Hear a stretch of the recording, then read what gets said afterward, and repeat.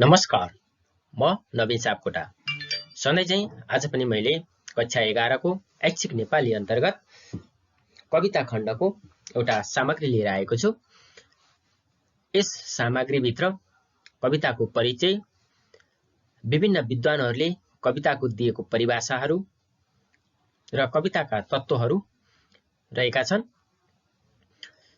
यो सामग्री कक्षा 11 मात्रै नभएर अन्य तहको लागि पनि उपयोगी सिद्ध हुनेछ भन्ने मैले अपेक्षा लिएको छु। यदि तपाईँ यस च्यानलमा नयाँ हुनुहुन्छ भने हाम्रो च्यानललाई सब्स्क्राइब गरिदिनु होला। तपाईको सब्स्क्राइबले हामीलाई थप हौसला प्रदान गर्नेछ। साथै यस सामग्री अध्ययन गरिसकेपछि सकारात्मक प्रतिक्रियाको अपेक्षा पनि लिएको छु। लौ त सुरु गरौँ आजको सामग्री।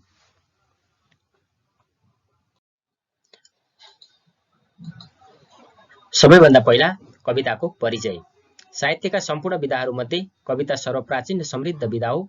कवितामा मानवीय कोमल भावनाहरू अभिव्यक्त गरिएको हुन्छ। मानवीय कोमल भावनाको अभिव्यक्तिका लागि त्यसै प्रकारका कोमल शब्द र पदावलीको प्रयोग कवितामा गरिएको हुन्छ। कविता लयात्मक भाषी कला हो। कविताको भाषा व्याख्यात्मक नभई सूत्रात्मक हुन्छ। कवितामा मानवीय मनका सुख दुःख, हाँसो आँसु, हर्ष तथा जीवनका आरोह अवरोहहरू व्यक्त गरिएको हुन्छ। कवि शब्दमा य प्रत्यय लागेर काव्य शब्द बनेको हो।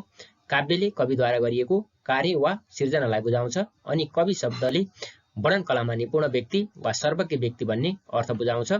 पूर्वीय साहित्यमा काव्य र कवितालाई समान अर्थमा लिइन्छ। कवि शब्दमा ता प्रत्यय लागेर कविता शब्द बनेको पाइन्छ। कविता भन्नाले कविद्वारा रचित रचना वा कवि कर्म भन्ने बुझिन्छ। समग्रमा कवि, काव्य, कविता आपसमा सम्बद्ध देखिन्छन् र कवि कर्मलाई नै काव्य वा कविता भन्ने गरिन्छ। कविता लेखनको थालनी हुनु अगाडि यसको सम्बन्ध लोकजीवनसँग रहेको पाइन्छ। लोकजीवनसँग सम्बन्धित भएर प्रकट भएको लोकगीतले कविताको रूप प्राप्त गरेको हो भन्न सकिन्छ। त्यसपछि कविता लेखनको कार्य थालियो। पूर्वमा ऋग्वेद, महाभारत, रामायण तथा पश्चिममा इलियड र ओडिसी जस्ता कविताका बृहत आकारमा देखिएका काव्य कृतिहरूबाट नै कविताले व्यापक रूपमा विस्तार हुने अवसर प्राप्त गरेको हो। कविताका कला र भाव गरी दुई पक्ष रहेका छन्। कविताका लागि यी दुई पक्ष आवश्यक पक्षको रूपमा चिनिन्छन्। कलाले कविताको बाहिरी संरचना वा रूपलाई अँगाल्दछ। कविताको शरीरको रूपमा रहेको यस पक्षको बेग्लै महत्त्व रहेको पाइन्छ। त्यस्तै भाव पक्ष भन्नु कविताको आन्तरिक पक्ष हो। कविताको आत्मा नै भाव हो। कविता बन्नका लागि कला र भाव अथवा शरीर र आत्मा दुवै अनिवार्य पक्ष हुन्। यी दुईमा कुनै एक पक्षको उपस्थिति नभए कविताले कविताको स्तर पाउन सक्दैन। कवितालाई पाश्चात्य साहित्यमा पोइट्री भनिन्छ, जुन पोइट्री शब्द पोइटबाट विकसित भएर बनेको हो। पोइटले रचनाकार तथा पोइट्रीले रचना वा कुनै कृतिलाई बुझाउने गर्दछ। यस प्रकार नेपालीमा होस् वा संस्कृत साहित्यमा वा पाश्चात्य साहित्य शास्त्रमा नै किन नहोस्, कविता शब्दले कविको रचना, कर्म वा कृतिलाई बुझाउँदै आएको भेट्न सकिन्छ। आज आएर संस्कृतमा, नेपालीमा वा अङ्ग्रेजी साहित्यमा नै किन नहोस्, कविता भन्नाले मुक्तक, फुटकर कविता, खण्डकाव्य र महाकाव्य जस्तो विधागत स्वतन्त्र अस्तित्वका रूपमा कविता वा काव्य शब्दले आफ्नो पहिचान बनाइसकेको छ। प्राचीन कालमा काव्य वा कवितालाई मात्र बुझाउने साहित्य शब्दभित्र क्रमशः आख्यान, नाटक, निबन्ध आदि विधाहरू पनि समावेश भएपछि काव्यभित्र कविताका लघुत्तम रूपदेखि बृहत्तर रूपसम्मका पद्यमय विधाहरू, गद्यात्मक लामा छोटा कविताहरू, खण्डकाव्य, महाकाव्य, गीतिकाव्य आदि विधाहरू समावेश भएका पाइन्छन्। यसै सन्दर्भमा हिजो आज काव्य भन्नाले कविता, खण्डकाव्य, महाकाव्य, गीतिकाव्य आदि समेतलाई बुझ्न सकिन्छ। यसरी कविताले लामो कालखण्ड पार गरेर वर्तमान समयसम्मको यात्रा तय गरिसकेको छ। कवितासँग सम्बन्धित भएर विभिन्न विद्वान तथा साहित्यकारहरूले आफ्नो धारणा व्यक्त गर्ने क्रममा कसैले भाव, कसैले विचार त कसैले कविताको कला वा सौन्दर्य पक्षमाथि जोड दिएको देखिन्छ। यस प्रकार विभिन्न विद्वानहरूले विभिन्न दृष्टिले दिएका परिभाषामा एकरूपता नभएको भेटिन्छ, जुन परिभाषालाई यसरी प्रस्तुत गर्न सकिन्छ। अब परिभाषातिर लागौं। पूर्वीय साहित्यशास्त्रीहरूले कविताको परिभाषा यसरी दिएका छन्। एकमा संक्षेपमा भावाभिव्यक्त गरिने अलङ्कार र गुणले युक्त दोषमुक्त पदावली नै काव्य हो भनी अग्निपुराणले बताएको छ। 2 मा गुण शब्दार्थहीन कोमल र ललित पद विन्यासयुक्त एवं सुबोध संगीतात्मक र रसात्मक सन्धियुक्त रचना नै काव्य हो भनी भरत मुनिले परिभाषा दिएका छन्। 3 मा शब्द अर्थले युक्त पदावली नै काव्य हो भनी भामह बताउँछन्। 4 मा अविष्ट अर्थले युक्त पदावली काव्य हो दण्डी। 5 मा रसात्मक वाक्य नै काव्य हो भनी विश्वनाथ भन्छन्। 6 मा रमणीय अर्थ प्रतिपादन गर्ने शब्द नै काव्य हो जगन्नाथ। 7 मा दोषमुक्त गुण तथा अलङ्कार युक्त शब्दार्थ नै काव्य हो भनी मम्मटले बताउँछन्। यसरी उल्लेखित परिभाषालाई हेर्दा भामह र दण्डी अलङ्कारवादी आचार्य भएर काव्यमा अलङ्कारलाई विशेष जोड दिएका छन्। भरतमुनि र विश्वनाथ रसवादी आचार्य भएर कवितामा रस पक्षमाथि विशेष जोड दिएका छन् भने मम्मट र जगन्नाथ समन्वयवादी आचार्य मानिन्छन्। समग्रमा पूर्वीय परिभाषा अनुसार रमणीय रसयुक्त मनोमुग्ध पार्ने शब्दार्थले युक्त अभिव्यक्ति नै कविता वा काव्य हो भन्न सकिन्छ।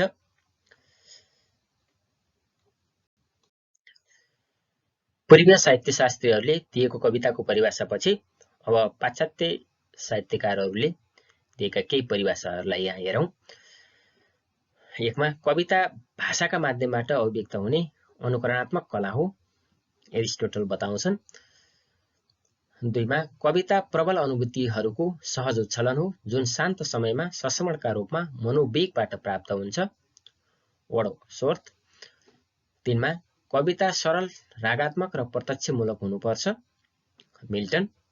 4 कविता जीवनको आनन्दात्मक अभिव्यक्ति हो सेली। 5 कल्पना र संवेगद्वारा गरिएको जीवनको व्याख्या नै कविता हो जोन्सन। 6 कविता मूलत जीवनको आलोचना हो म्यान्थो आर्नोल्ड। यसरी पाश्चात्य साहित्यकारहरूले दिएका केही परिभाषाहरूलाई हेर्दा कविता भनेको भाषाका माध्यमबाट अभिव्यक्त सङ्गीत जीवनको आलोचना अनुभूतिको उच्छलन रागात्मक आनन्दात्मक जीवनको व्याख्या हुन आउँछ जसमा कल्पना र संवेगको प्रकटीकरण हुने गर्दछ। अब नेपाली साहित्यकारहरूले दिएको कविताको नेपाली परिभाषालाई हेरौँ।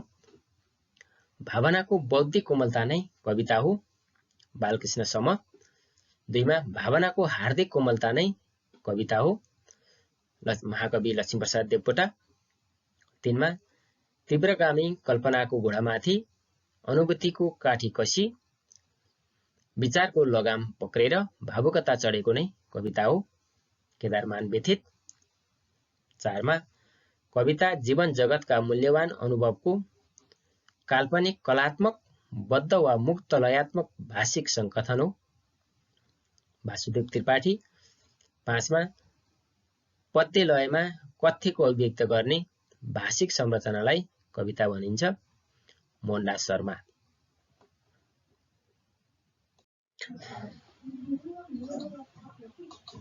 निष्कर्षमा उल्लेखित नेपाली विद्वानहरूको परिभाषा हेर्दा भावनाको बौद्धिक हार्दिक कोमलता कल्पना अनुभूति र विचारको लगाममा भावुकता चढेको जीवन जगतको कलात्मक भाषिक सङ्कथन र शब्द र अर्थको योगात्मक गुम्फन पद्यलयको भाषिक सङ्कथन र कविको अनुभूति स्फूर्त रूपमा प्रकट भएको साहित्यिक रचना नै कविता हो भन्न सकिन्छ।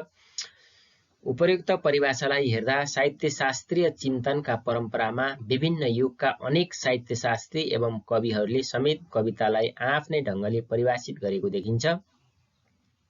कवितालाई परिभाषित गर्ने यो क्रम पूर्वीय साहित्यशास्त्रीय चिन्तन परम्परा निकै समृद्ध देखा पर्दछ भने नेपाली साहित्यशास्त्री एवं कविहरूले पनि कवितालाई चिनाउने यथेष्ट प्रयास गरेको पाइन्छ।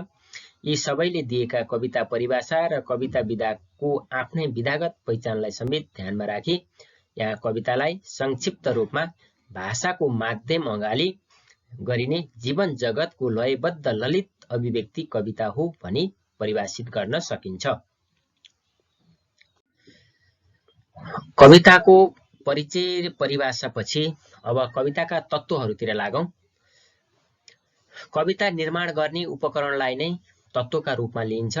कवितामा तत्त्व भन्नुको तात्पर्य निर्माणका अवयवहरू हुन्।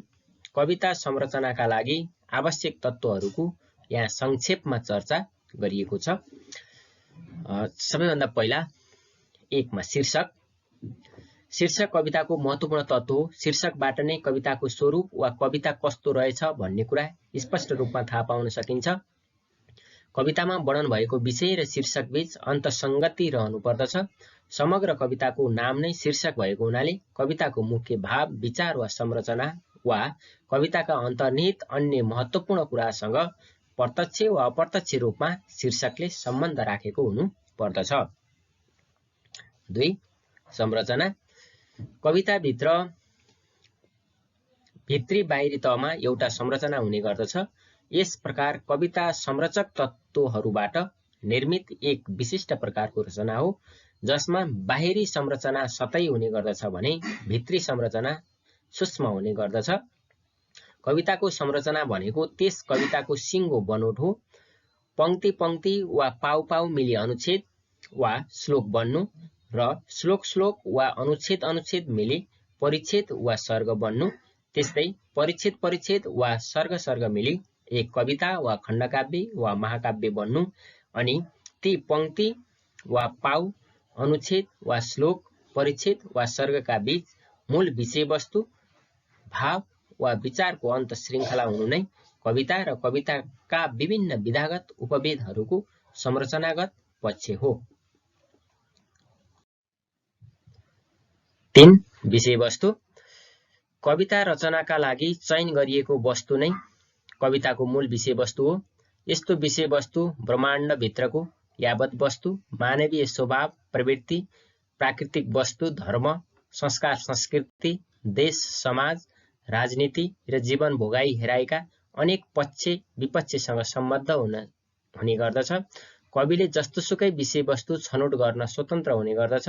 यस्तो विषयवस्तुको कविता हुँदा आफैमा कलापूर्ण, उपयुक्त, आकर्षक र प्रभावपूर्ण भने हुन सक्नुपर्दछ। जुन विषयवस्तुले आफ्नो एउटा निश्चित स्वरूप प्राप्त गर्न सक्नुपर्दछ। यस्तो विषयवस्तु उपयुक्त, सशक्त र कलात्मक एवं जीवन्त हुन सक्नुपर्दछ। 4 केन्द्रीय कथ्य, भाव, विचार वा उद्देश्य। यी सबैलाई एकै ठाउँमा राखिएको छ। कविताको मूल तत्त्व भाव हो, जुन भाव बिना कविताको कल्पना पनि गर्न सकिन्न। कवितामा भावलाई मूल मेरुदण्डको रूपमा लिइन्छ। साथै कवितामा भावको उचित संयोजन हुन सक्नुपर्दछ, अनि मात्र कविता उत्कृष्ट बन्दछ। जुन भाव कविताको मूल तत्त्व, मेरुदण्ड र अस्तित्व विधायक तत्त्व हुने गर्दछ। यस्तो भाव विधान मानवीय जीवन जगतका यावत विषयवस्तुहरूलाई अनुभव र अनुभूतिको लयात्मक, रागात्मक र कलात्मक निष्कर्षका रूपमा विशेष भाव अर्थ प्रदान गर्ने हुन सक्नुपर्दछ। अर्को अर्थमा विषयवस्तुको गुण, गहन, गम्भीर, कलात्मक भाव सृष्टि गर्न सक्नु नै कविताको उचित भाव विधान हो। त्यस्तै कविको कविता रचनाको कुनै न कुनै उद्देश्य रहेको हुन्छ। बिना उद्देश्य कविताको रचना गरिँदैन। यसका उद्देश्यहरू विभिन्न हुन सक्दछन्। अरूलाई शिक्षा दिनु, आनन्द दिनु, मनोरञ्जन प्रदान गर्नु, सौन्दर्य सिर्जना गर्नु वा जीवनको यथार्थलाई प्रस्तुत गर्नु आदि कविताका उद्देश्य हुन सक्दछन्। कविताका माध्यमबाट कविले सत्यम शिवम सुन्दरम को भावलाई मर्मबोध गराउने उद्देश्यले पनि कविताको रचना गर्दछ। यसका अतिरिक्त कविले आत्मसन्तुष्टि, नैतिकता, ज्ञान, सन्देश आदि उद्देश्यले कविताको रचना गर्दछ। उद्देश्य कविताको शीर्षक, पद, पदावली तथा वाक्य संरचनाका तहमा रहन सक्दछ।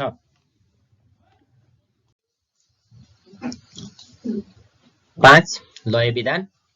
लय विधान कविताको आधारभूत तत्त्व हो र कवितालाई साहित्यका अन्य विधाबाट अलग गराउने तत्त्व पनि यही लय विधान हो। संगीतमा ताल भए जस्तै कविताको भित्री संगीत नै लय हो। कवितामा लयका माध्यमबाट भावहरूको संयोजन गर्ने गरिन्छ। लय भन्नाले कविता उच्चारणका क्रममा उत्पन्न हुने साङ्गीतिक स्वर भन्ने बुझिन्छ। कवितामा प्रयुक्त छन्द, अनुप्रास आदि कुराले लय सिर्जना गराउँछ। छन्दोबद्ध कवितामा छन्दको संयोजनमा अनुप्रासीयता जस्ता पक्षको उपस्थिति रहन्छ भने छन्दमुक्त कवितामा लयात्मकता भए पनि छन्दोबद्धता अनुप्रासमय बनाउने अवयवको कमी रहन्छ। जे होस्, समग्रमा कवितामा लय विधान अत्यन्त आवश्यक छ र लयको उत्कृष्ट संयोजनमा नै कविता उत्कृष्ट बन्न पुग्दछ। 6. कथन पद्धति। कवितामा कविले कुन स्थानमा रहेर आफ्नो अभिव्यक्ति प्रस्तुत गर्दछ त्यसका आधारमा कथन पद्धतिको निर्क्युल गर्न सकिन्छ, जुन कुरालाई दृष्टिबिन्दु पनि भन्ने गरिन्छ। यस्तो कथन पद्धतिको दृष्टिबिन्दुमा प्रथम पुरुषको म, हामी सर्वनामको प्रयोग गरेको आन्तरिक दृष्टिबिन्दु हुने गर्दछ, जसमा कविले कवितामा आफ्नो वर्णन गरिरहेको आत्मलाभका आत्मगुञ्जन प्रमुख रहन्छ भने बाह्य दृष्टिबिन्दुमा तृतीय पुरुषको सर्वनामको प्रयोग गरिएको हुन्छ, जसमा कविले कवितामा आफ्नो वर्णन नगरेर अर्काको वर्णन गरिरहेको हुन्छ, जुनमा कविले देखेका कुरालाई विषयवस्तु बनाउने गर्दछ। 7. बिम्ब, प्रतीक र अलङ्कार। कवितामा व्यक्त विचारलाई प्रभावकारी बनाउनका निमित्त सम्बन्धित भाव विचार सँगसँगै छाया जस्तो भई आउने तत्त्व नै कविताका बिम्ब वा अलङ्कार हुन्।